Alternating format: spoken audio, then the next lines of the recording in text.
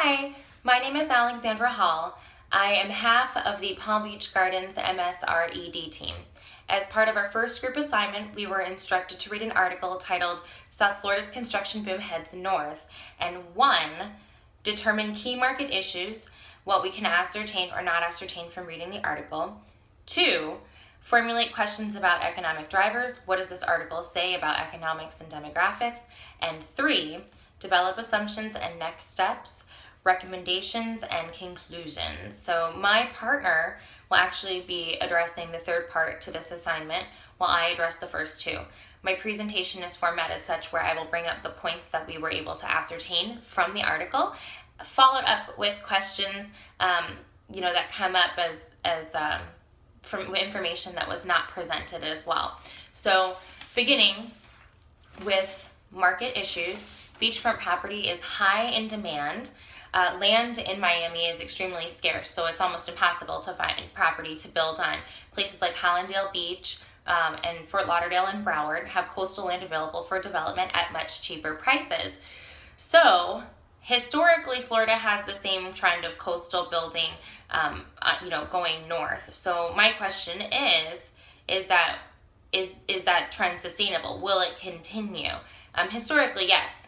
So is there enough land? Can they sustain the lifestyle of the people by building amenities and different things? So there's all these questions. Will this trend continue north?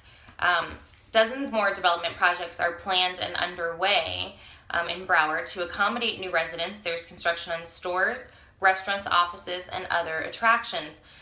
So responsible planning is key, especially in a period of rapid growth. Not only do you need to house people, but you need to be able to provide a certain lifestyle and amenities, and they need to be able to live.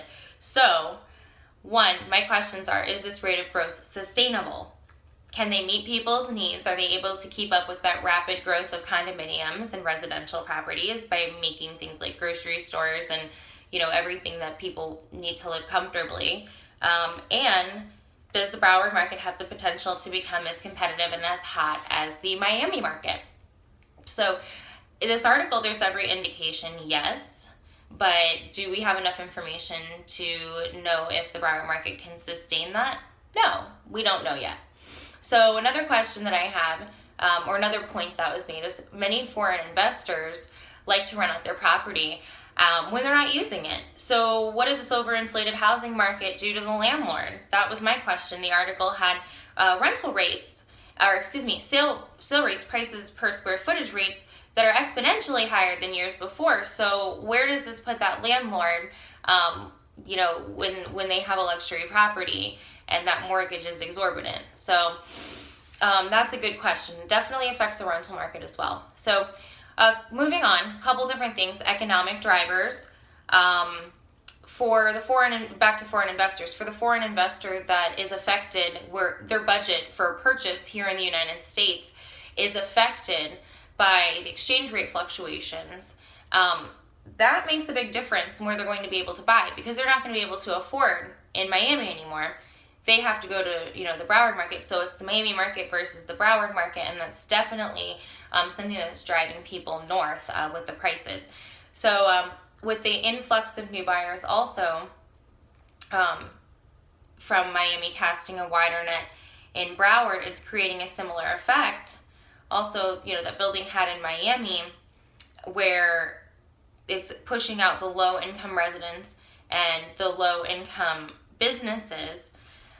So those residents and everybody in that community are being forced out, making way for a more affluent Miami crowd. So my questions are, is Broward on the same path when it comes to Miami and the impossibility of finding affordable housing? I mean, this is very well a problem that could arise. Lastly, age demographics are shifting in Broward, favoring a younger crowd than they had from decades past. So my question is, with the older residents not being there anymore, where are they going? Are they moving north? Is this an indicator of a future trend? Exactly where are they going? Is it an indication, or are they simply expiring?